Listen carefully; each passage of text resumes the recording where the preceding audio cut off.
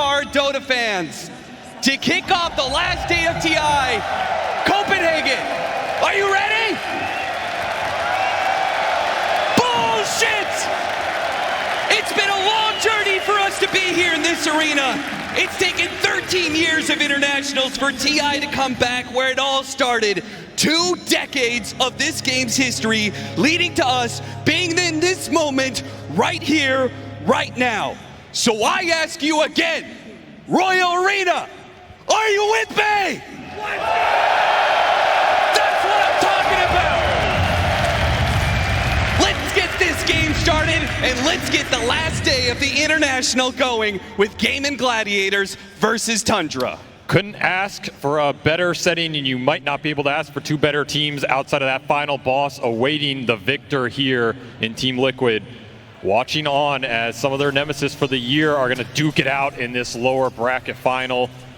And all eyes are perhaps on this man here, the crowd favorite Thompson, in a very difficult matchup, a melee hero versus the Quinn Viper. Let me tell you something, Austin. I'm a little familiar with Quinn, and I'm a little familiar with his hero pool. You give this man Viper, he just starts to foam at the mouth because all of a sudden that lane just becomes completely in his control, and he is very experienced in lane domination, perhaps the best mid laner in the world in terms of mechanics, and this is a very one-sided affair. It is not a question of what can Thompson do here, it is a question of how much Quinn takes advantage of the matchup.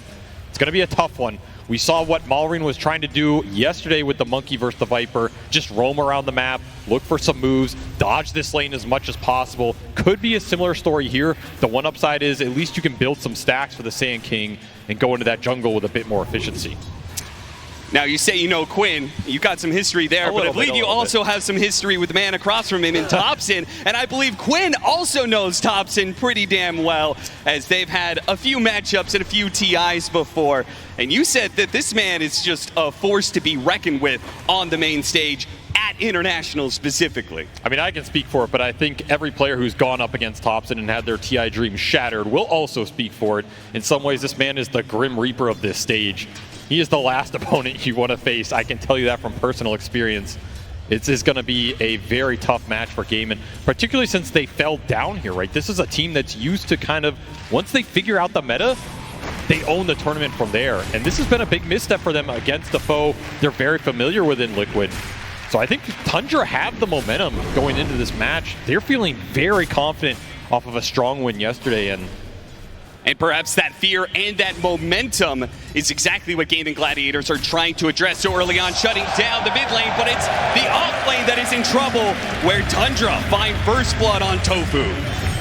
Really nice setup here from the Enchantress. Pure will get the last hit, exactly what you want, but it is not often you get that first blood on a safe lane Dragon Knight. Tundra supports striking first and striking early here. And they managed to get a hard camp pull off of that as well, so that's going to pull that creep equilibrium all the way back to the tower. Tundra putting themselves in just the driver's seat in this safe lane, headed to success. Check out that other safe lane, perhaps Gamin Gladiators, see if things are going a bit better there. It's the Durachio Wind Ranger up against the Ramses Mars. I mean, Ramses been killing it with this hero so far. I got it last, too. Yeah, I'm a little bit surprised he got in such a good position, right? That's the Sand King bait. The flex potential coming through. We're already seeing Thompson go to that jungle. He is definitely suffering on that mid lane. Early Satyr creep on this bottom. Going to be a very nice creep. Burn out the mana from the 2 melees. Give you extra mana regen for the Wind Ranger with a very strong early nuke. This is going to be a tough lane for Ramses, but we've seen him get out of a lot of these. In fact, CS-wise, he's doing perfectly fine here. Yeah, he's killing it. So many denies. 16-6. Durachio only 13-1, so Ramses definitely getting the better of this engagement so far, despite the harassment. The harassment, though, does continue in the mid lane, where Thompson has to burrow strike away from Quinn just to try and stay alive. He is getting ruined right now. Almost a full level up on him is Quinn. But this is the way the matchup's supposed to go, right? And he's just going to have to look for recovery elsewhere. Nice little Centaur rotation. Okay. Maybe deny a water him? That's exactly what happens. Yeah, so it is big. These are the little things you want to do to skew this matchup. And I was about to say, yeah, a lot of this lane is Sand King versus Viper, but what this game will come down to in terms of this mid lane potential is the support rotations. How much does each team utilize the advantage that Quinn's created here? Oh, this is so cool. Look at Whitemon. This is so valuable for Thompson. Uses the enchant on the Centaur to get some good harassment. They're even going to try and go for the kill with the last second. Centaur stunned. No way! Dan King manages to get the kill on the Viper, all thanks to this beautiful support player. And Whitemon, who does die, probably microing that Centaur. Bit of focus on there. Does lose some of the focus on the safe lane. It gets caught for it. I mean, that is still Omega worth it here. That is just insane micro play from Whitemon, completely turning this mid lane against Quinn. Not a kill that should have happened, and not one Quinn expected at all. And now, if you're Gamin Gladiators, you got to be kind of, oh, we picked a Viper against the Sand King to win the lane matchup. And look at the CS. Yeah. 3 behind, and he had that kill. And now, even if the Sand King rotates around the map or goes jungle, the damage is done, right? You alleviated a lot of that early game pressure. Thompson, he's just going to linger up top, look for a quick support pickoff. The Ghost will add some extra slow. Tofu. Once more, the creeps. He's done. He is done. Dude, Whitemon is owning this early game. No way around it. He's already level 4. This is before the Wisdom Rune comes out. This is an Enchantress dream right now. And Viper is a very susceptible hero to the early roam, especially if you can combine both supports here for Tundra. There's a lot of potential on the map right now. You have a gate rotation available. You have a purge for the Wind Ranger and the Enchantress. Very interested to see what Whitemon can do from here, because I mean, this is every 5 player's dream. A start like this on a very capable roamer, a hero that can affect every lane in the early game. Take your pick right now. Battle for the Lotus is here. Let's see who clicks it first. It is Ace this time around. A second Lotus is added to his inventory. I think the crazy thing is that this Sand King now doesn't have to really lane at all, right? I mean, he's so proficient at being able to jungle. He could just play to these neutrals. They're going to let Saksa take the experience on mid. Maybe he dies for it every once in a while, but he's going to get some levels, and his Sand King is free farming. In the meanwhile, has to snowball to dodge some of the damage here, but he will be pulled back into his doom as Gamin Gladiators will punish the support left solo in mid. But the punish on the other side is Tundra going for Ace here. All those Lotuses, though, triple bracers, a hard kill to be able to get in. Thompson has overextended himself, and Quinn puts him in the dirt. Triple bracer chainmail plus a healing Lotus. That is not an easy target to bring down. They just don't have the early damage. And that was a very important rotation mid for Gamin here. You want to snowball the Viper. Quinn is still dominating the lane. He's still decently ahead. Those rotations just add that snowball effect and give a lot of experience toward this Chen as the Wisdom Rune. Oh, the spear doesn't come out in time, and it misses. So Tofu manages to nab away the Wisdom Rune, and he might even get the kill on Ramses. Lobs out that blood grenade. A poison trying to latch, doesn't find its mark, and Tofu will be unable to get that kill, and perhaps is going to die here as Saksa is going to try and keep up with him. Tofu, is he going to go for the Ancient Deny? Dodges the spear, goes back to the Ancient. Wasting so much time. Trying to break some ankles. He will get brought down by the God's Rebuke, but as you said, more and more time, more attention from Tundra forced to their side of the map. And we have seen these 7-minute Wisdom Rune steals just win games. Like this is a huge swing in the experience department, especially for a support duo that was having a pretty good early game between this Enchantress Tusk. Now they're going to fall a bit behind in terms of those early levels. Level 5 for Celery already. The counterpart here in the Chen to the Enchantress. See if Celery can make some of these early rotations work. He likes to go into this top lane, kick the enemy carry out, pressure this tower. If he has the levels and the creeps to do it, he's in a decent position to make that kind of move right now. In fact, secures a power rune for Quinn. This is a deadly power rune at this point in the game. Ooh, yeah.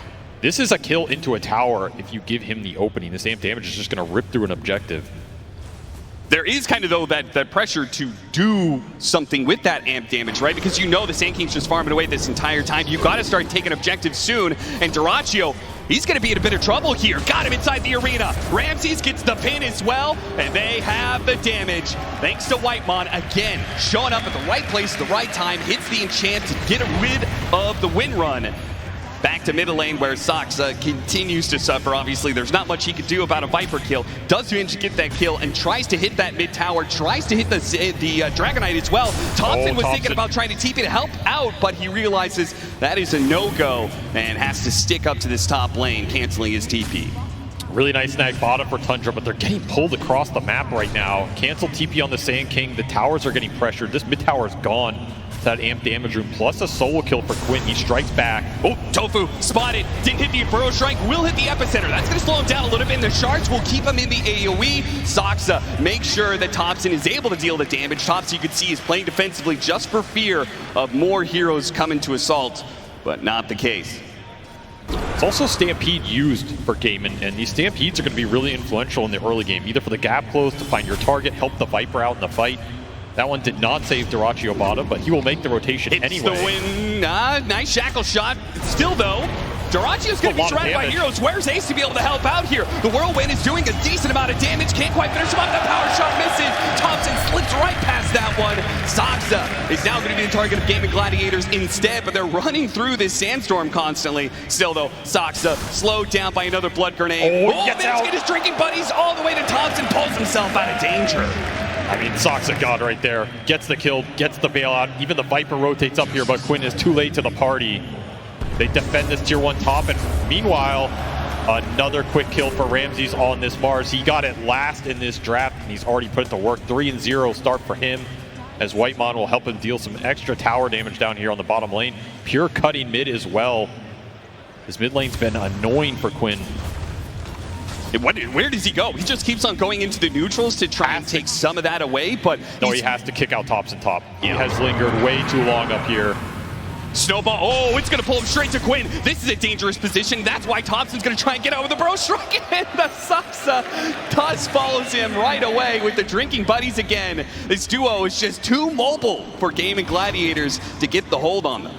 They just don't have good lockdown answers early. It's another TP for this Viper.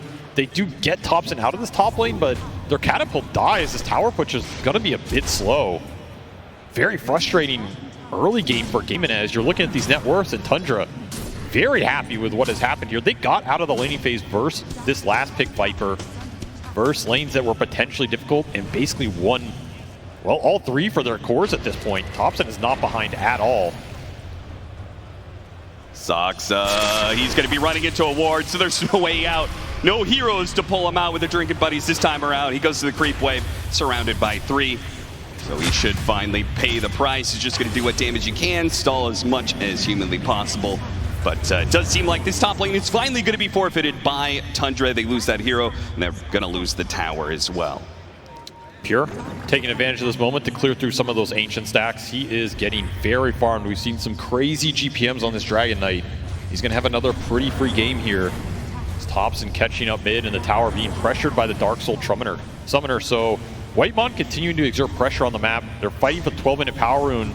It's a dangerous rune. Got him inside the arena with the epicenter. He went for the save. He tries to stop Tofu's disruption. Looks like they'll have him surrounded and killed. But what about Quinn? He picked up an Invis rune, comes out of that one to try and put some damage on Ramses. He regrets that decision, though. Trying to use the Stampede to get him out of here, but the chain stuns. Make sure that he's not going anywhere. Wait, the Centaur stun. It comes through. Stalls him up still. Snowball gets him too. Quinn can't finish him, though. No more damage left in the tank as Gamin Gladiators pull all their heroes to help out their mid lane. 3 points in corrosive skin, plus all the Chen heal, enough to keep Quinn alive as he mans up for the rune and is rewarded. Gamin, this is a team that's going to bring everybody to these sorts of skirmishes. Tundra, I think they felt like they had the numbers advantage, but you never have the numbers advantage against this team in the first 20 minutes. And this is not a fight that Pure was close to coming to, so you're just outnumbered 5v4 in the end. And that's the power of Stampede in this early game. It's going to be able to recreate the gap for the Viper or get him onto the target you need.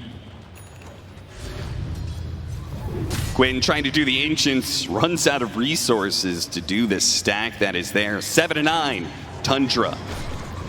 Very slight net worth lead, pretty much even game right now. Some 14-minute Wisdom Runes are going to be coming up soon.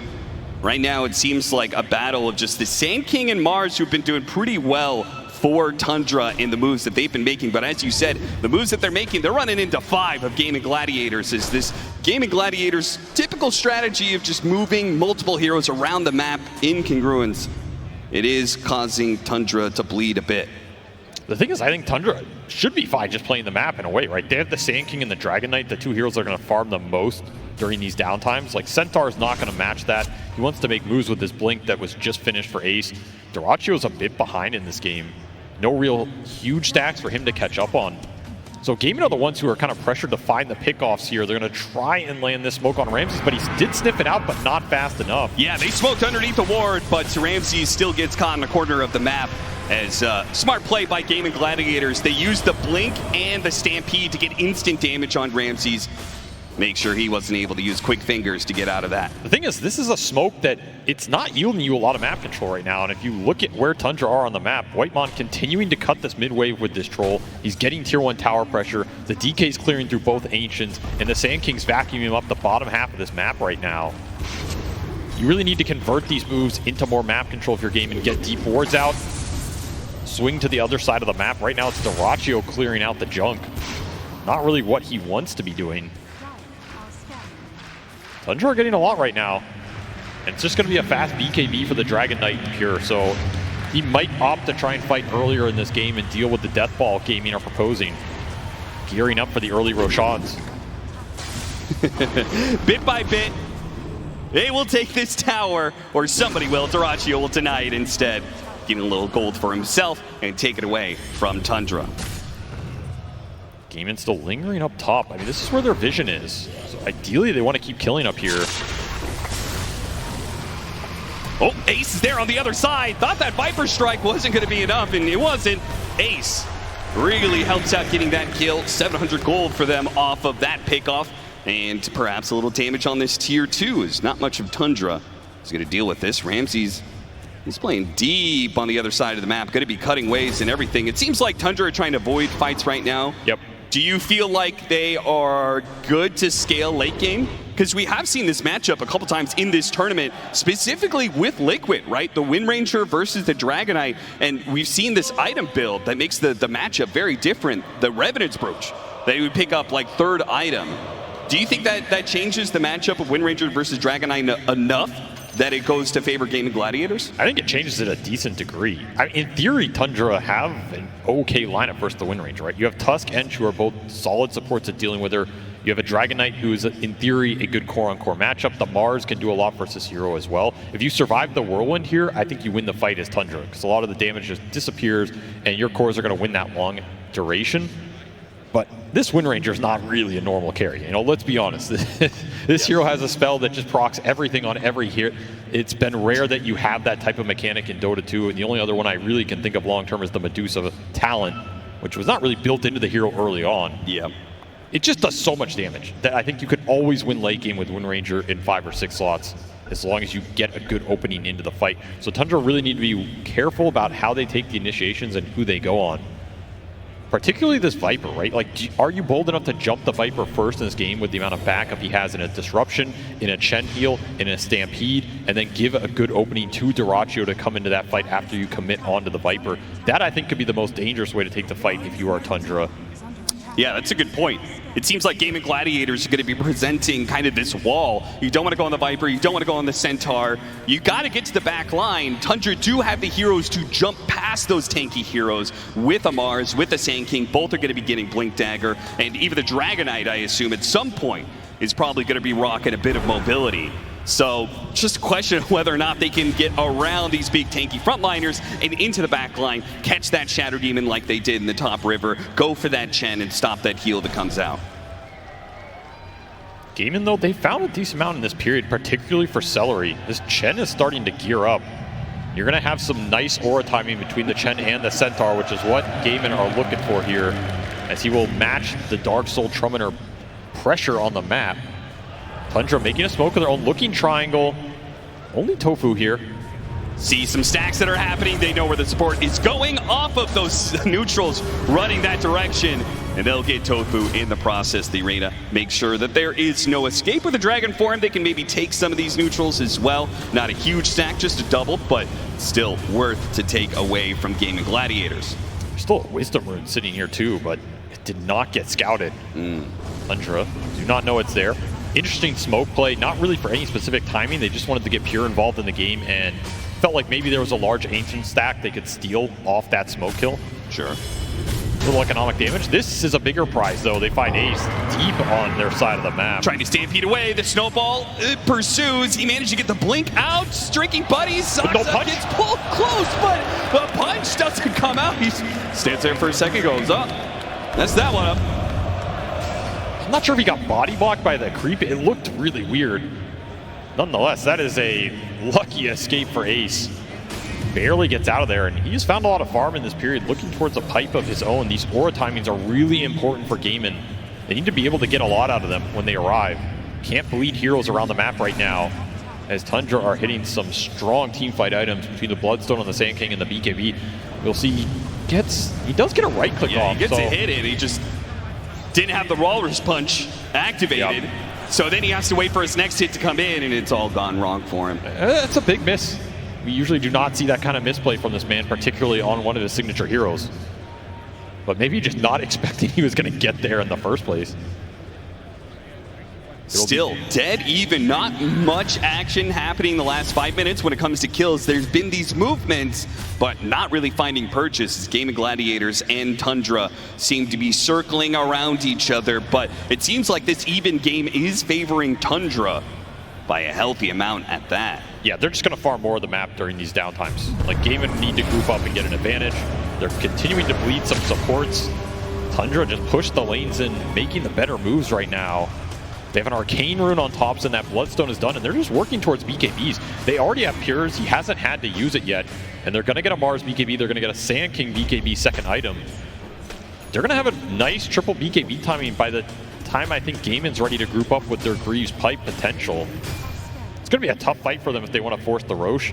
And I wonder, Tundra, do you just try and do it before Gamin are ready to take that 5-on-5? Knowing that Gamin Gladiators, they've done this for years at this point in time, this aura buildup, what is Tundra doing exactly that is combating that timing? They're not letting them group. They're continually pushing in all the waves.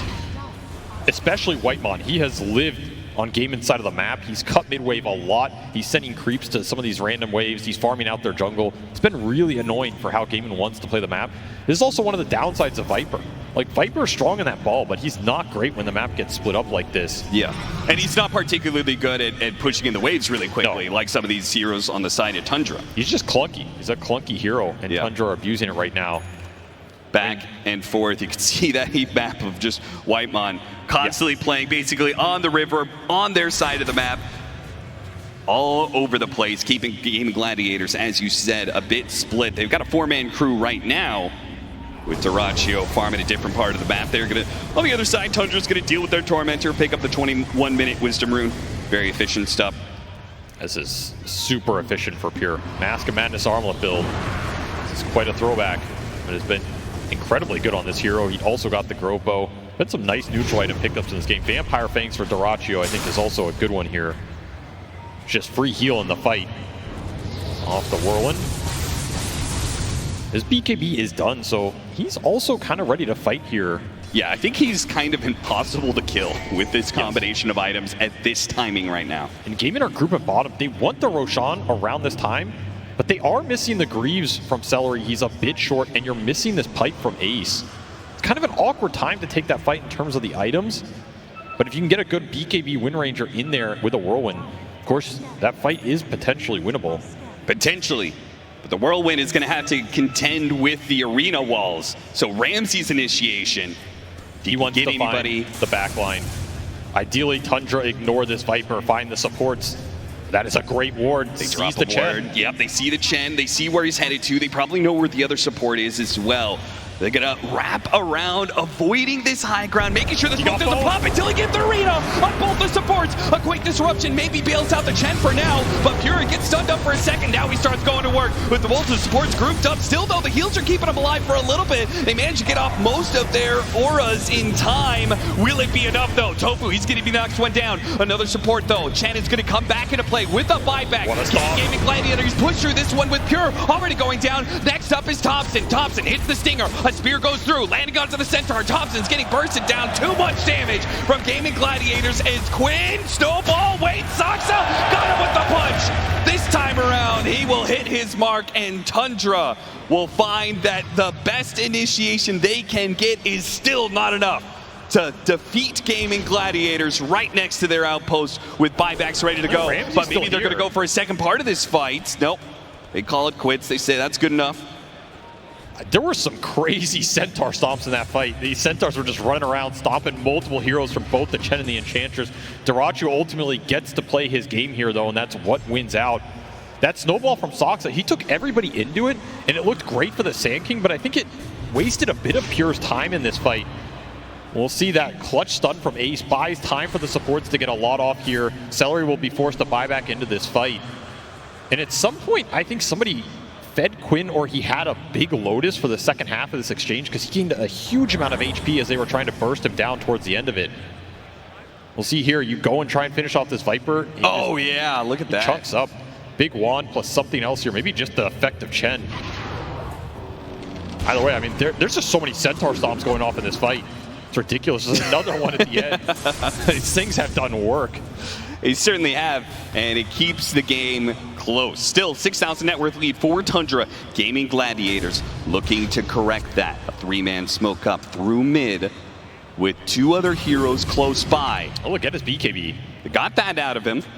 Not that invaluable here. You're still smoked on Ace, and you finished up that pipe for the Centaur. This is a huge timing for Gamin. This is why they smoke. This is why they want the pick off. Anything would lead into the Roshan here. Is a BKB being on cooldown enough for them to have the confidence to take that Roshan? I think it is, but it's going to switch the side here, and I don't know if you're finishing it by the time you get here on the Radiant. That's true. You've got 45 seconds. If you're going to do it, you have to do it right away. If you get in there with everybody with this level 3 penitence, it's doable right now. Yeah. I think they're going to be able to do it. 35 seconds. Put it to the test here, but it's looking pretty good for them with every single hero of Gamin Gladiators joining in on this. It doesn't seem like Tundra are too worried about it. They are super split all around the map, farming all different areas. They're going to get all the lanes pushed in. They're going to farm a bunch of neutrals, so they will get a lot of net worth for this exchange. It's up to Gamin Gladiators to use this Aegis to correct the net worth lead that is currently going to Tundra. I will say damage buffs have been nice in this meta, but I mean, who needs Solar Flare when you have your own personal summon Solar Flare? That's true. With 80 skeletons in the fight. The Skelly boys giving Gamin Gladiators just that extra bit of oomph, and they're going to need it. Until Thompson clears them all and gets an extra 100 gold. That's true. See what Gamin can do during this Aegis period. They have their Greaves, they have their Pipe, they have an Aegis on the Viper, who's their front line, who's showing top right now. Oh, they're going to get him midway through. Ace has already gone through the gate. He's not coming back in time to save Tofu, at least, as Tofu's still inside the arena. Wait a minute, disruption with Soxa stuck on the other side of the shards. Tofu's actually making a break for it with the Stampede. He TP's out. Okay. All right. I think Soxa's going to hold that punch for next time, right? Yeah. I mean, it's like a win-run BKB. Wind Ranger's the problem. It's a hard go, but they're still happy with what they got there. They got the BKB on the Wind Ranger. That's something that'll allow you to push here. You just can't convert on those kills. Meanwhile, Thompson trying to make a solo play.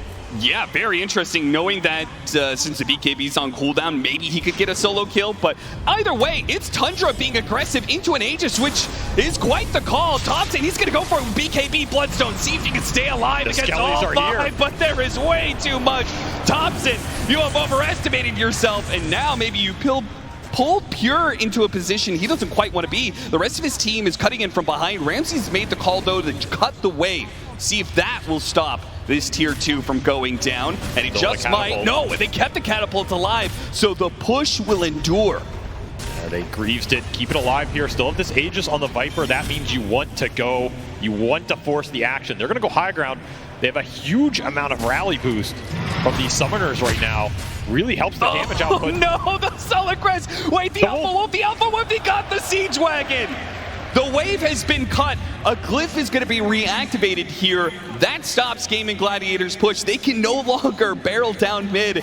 Even with this kind of net worth lead, Tundra still have to pull out all the stops to stop the Gamin Gladiators snowball that is time and time again kick teams out of tournaments. Gamin have found a lot of net worth during this period, particularly for Quinn. Like, this Viper is starting to scale. He got Enchanted Quiver as well. He's going to be a beast in the fight. We saw how much Thompson was doing on his own. He's not really doing a lot of damage into this lineup with the pipe plus the extra magic resist right now. And that's why Gamin, they want to strike. They want to strike hard when they know their ball is stronger. boys are back in town. The Skelly boys just keep on growing, and they are going to hit a different part of the town here, the top lane instead. This time, the wave is not getting cut.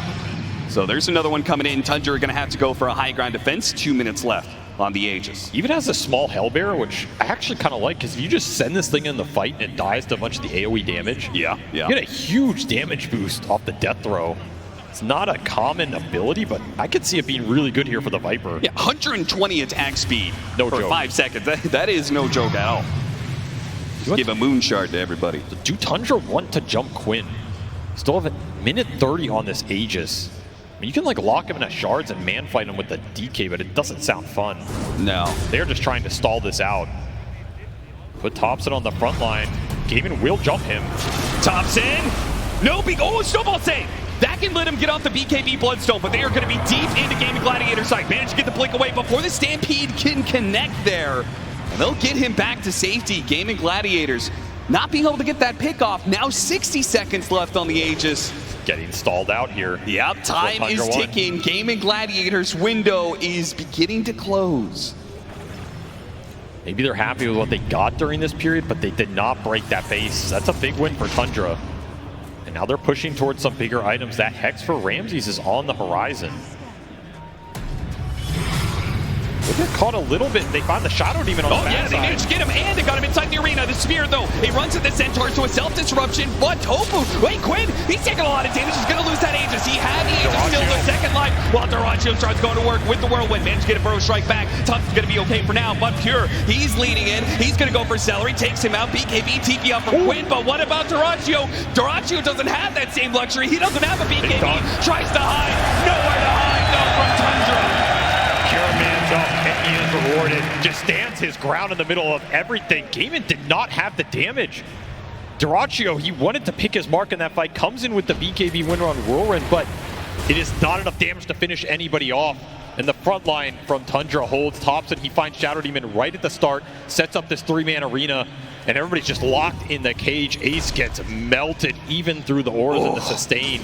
Just a brutal amount of damage. This Whirlwind, it can win you the fight here, but it gets disjointed, and now all of a sudden all you have left is this BKB Dragon Knight on the front line, and it's not a hero Duraccio can man fight at that point. This is through the Viper Aegis as well. That, in theory, was a good fight for Gamin in terms of that timing. Did not do him any favors here. Thompson made the call. He made the blink initiation, catching Gamin Gladiators a bit off kilter. And as a result, the team fight is messy, it's bloody, and it's bad for Gamin. Now a 12,000 net worth lead for Tundra. And I will say, Quinn, he barely got out of there as well. That punch from Soxo was mid-land. That was almost a full team wipe. They'll lick their wounds and claim a Tormentor here. But this game is starting to get messy for Gamin. This is not how these types of lineups are supposed to function, right? You want a Rax or 2 by now. You want to be looking at the next Roshan with a net worth lead. Instead, you find yourself down a 10k hole versus a very strong Dragon Knight who's about to finish MKB at your shop. Soxa wasting no time to make the initiation because Ramses is up behind him and he's got a completed Sight Device and a Spear to follow it up. Disable after disable. Gamin Gladiators now have to use the Stampede to try and retreat, make sure nobody else dies, but Tofu, he'll bite the dust as well. Tundra finding momentum in this game, finding everything right now. Every jump feels good, especially with this MKB done on Pure. You find Duraccio, he's gonna melt. Swin Run cannot save you anymore. And all of a sudden, Gamin are the ones being pushed back. Did they miss their timing in this game? They have all the auras, but they're not winning you the team fight right now. Hex done for Ramses as well. I mean, the catch is there, the control is there, the BKBs are there. Even Whitemon has built up an entire pipe to back these tanky frontliners up. This is a lot of HP to get through all of a sudden. You have 4 strength heroes on the front line, all with 3,000 plus HP with a pipe behind them. Effectively, it's so much EHP to get through. Yeah, normally it's something that we would say about Gamin Gladiators lineup. Oh, look at all these auras, look at the pipe, look at the Greaves. It's too much for any team to be able to bite through, but Tundra hitting this later timing, 32 minutes, triple BKBs, triple strength heroes. Now it's Gamin Gladiators, the ones who are running out of damage and struggling to deal with Tundra. As a result, they lose a lane of barracks. A second one gets damaged a bit, but Tundra not trying to take a team fight on Gamin Gladiators. High ground will retreat and await. the Roshan timing, which is coming up very soon. They are not pressured right now. Feels like they are scaling way better. The next set of items coming up for Gamin they feel all defensive too. Lincoln's for the Viper, Satanic for the Wind Ranger, Crimson for Ace. Not a lot of damage increase. You just finished the Shivas on the Sand King, the pipe for the Ench. This DK is going to get something built out of this Reaver. I worry about how you bring these heroes down right now. And it feels like a lot of the initiations have just been Ramses finding his mark. Yep. 4-1-9 on this Mars. He's played a near perfect game. And he's had a fantastic tournament on this hero. The switch up that Tundra did, right? Presenting the Sand King, as you said in the draft, and then swerving, so it's a mid-Sand King. They get a different off-laner. It has worked out beautifully. They managed to salvage out that mid lane thanks to Whitemon's moves early, and now Ramses is delivering on the off-lane Mars.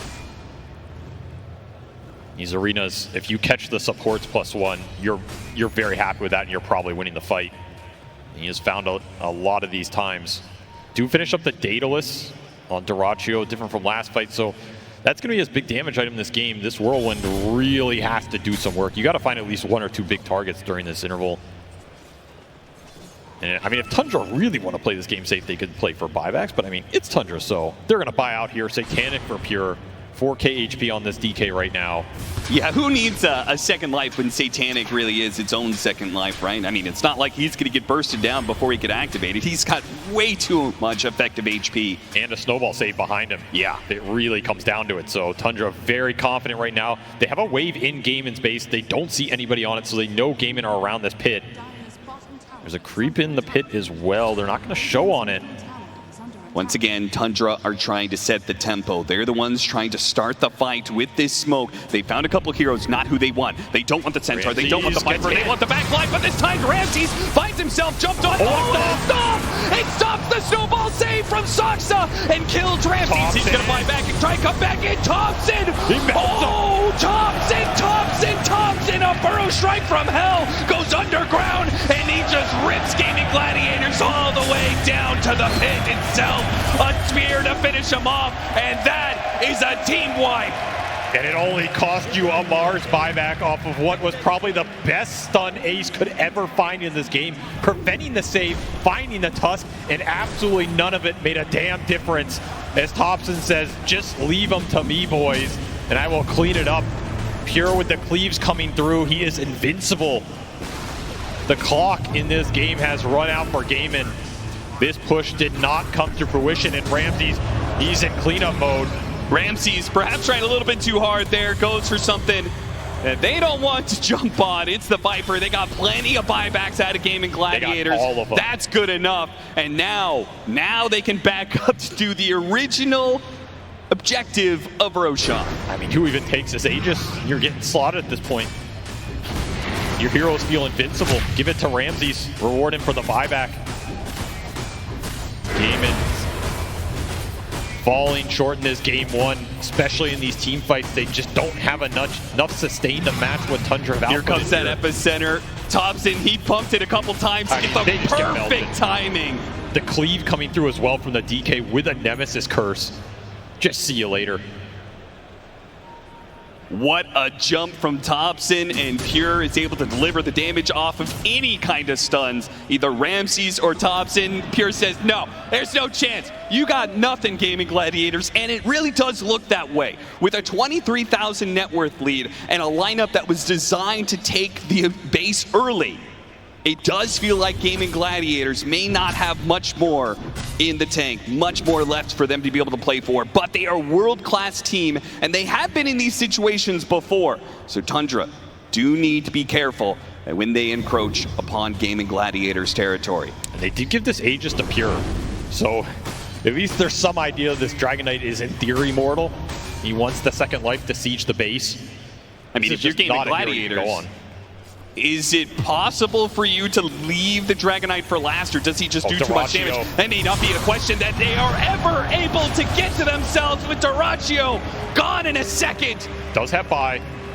It's the one hero that had buyback for Gamin right They're now. all setting up on this high ground ward. They're going to say, this is the only opportunity we have. We've got to amp damage onto the Viper. Maybe, just maybe, we can pull out a miracle. But Pure's behind them. Thompson hits the Burrow Strike. A disruption save. That's going to help. They have the buyback. A TPM coming in. Quinn activates his BKB. Throws the damage back out. And then Thompson, wait, the snowball save again. Coming in from the supports of Tundra. They're bailing out these heroes. And Duraccio not going to make it out. The Death Reaper comes in with a sharp scythe and a wicked intent. Thompson, he'll join them along in death, but he's done what he needed to do. He has killed Gamin Gladiators, killed their chances this game one, taken out their buybacks, taken out their diebacks, and they are out of this game one.